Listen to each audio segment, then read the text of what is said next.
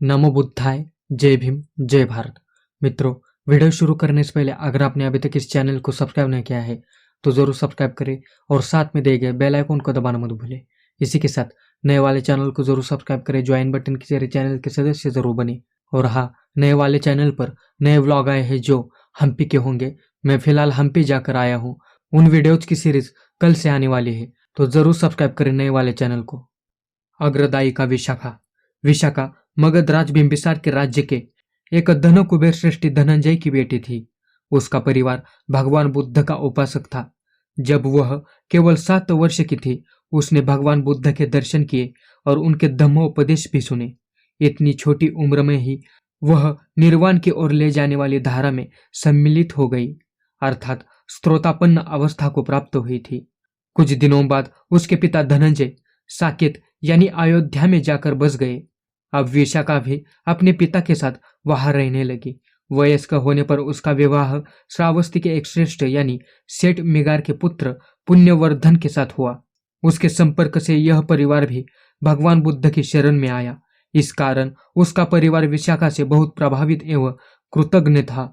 विशाखा के ससुर का नाम मिगार था। ज्ञान में बहुत महान होने के कारण मिगार ने विशाखा को पुत्रवधू होने के नाते भी उसे अपनी माता स्वीकार किया था, इसलिए वह मिगार माता के नाम से भी प्रसिद्ध हो गई थी।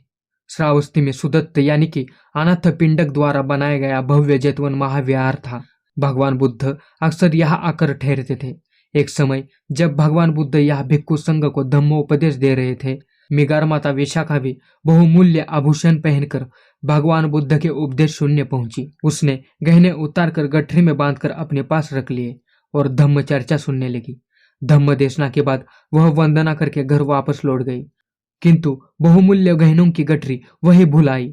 भिक्खु आनंद ने वह गठरी अपने पास रख ली और एक भिक्खु द्वारा विशाखा के घर उसकी सूचना भिजवा दी। विशाखा को जब यह मालूम हुआ कि गहनों की गठरी भिक्खु आनंद के पास है, उसने उसे वापस लेने से इनकार कर दिया। इसे उसने भिक्खु संघ को दान मान लिया। भिक्खु आनंद भिक्खु संघ के विनय नियमों से भली भांति जानते थे। भिक्खुओं को सोना चांदी लेना निषेध है। अंततः वे इस समस्या के समाधान के लिए भगवान के पास उनकी गंधकुटी में पहुंचे। भगवान बुद्ध ने कहा, सोना चांदी भिक्खु संघ नहीं रख सकता है। अंततः उसने सोचा कि इन गहनों की कीमत किसी स्वर्णकार से पूछा जाए और उतने मूल्य की कोई भी भूमि खरीदकर एक बुद्ध विहार का निर्माण करके भिक्खु संघ को दान में दिया जा सकता है। नगर के एक स्वर्णकार ने इन बहुमूल्य आभूषणों की कीमत इतनी लगा दी कि आप सोच भी नहीं सकते। मिगार माता विशाखा ने इन आभूषणों को खुद खरीद लिया। विशाखा इस धन से नगर में बने अनाथ पिंडक के जेतवन महाविहार की तरह एक दूसरे भव्य महाविहार का निर्माण करवाना चाहती थी। इस काम के लिए भिक्खु महामोगल्यान का सहयोग लिया गया। यह निश्चय किया गया कि श्रावस्ती के पश्चिम दिशा में जेतवन महाविहार के समान नगर की पूर्व दिशा में भी एक भव्य महाविहार का निर्माण हो। धन का अभाव तो था ही नहीं। भूमि खरीदी गई और 2 मंजिल का महाविहार बनाकर तैयार करवाया गया। इसमें निवास एवं ध्यान साधना यानी विपश्यना के लिए 1000 छोटे कमरे, शून्यागार थे। चंक्रमण यानी टहलने की जगह, जनता घर यानी स्नान गृह और सभागार आदि की व्यवस्था थी। महाविहार के मध्य में एक गंधकुटी का निर्माण कराया गया।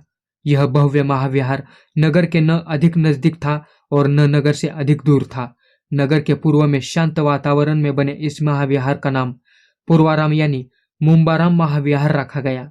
इस महाविहार के तैयार हो जाने के बाद गिगार माता विशाखा अनाथ पिंडक के जेतवन महाविहार गई, जहां भगवान बुद्ध को भोजन का निमंत्रण दिया गया था। तथागत बुद्ध ने मौन होकर स्वीकृति प्रदान की। पूर्वाह्न के समय भगवान बुद्ध प्रमुख भिक्खु संघ के साथ नवनिर्मित पूर्वाराम यानी मुंबाराम महाविहार पहुंचे।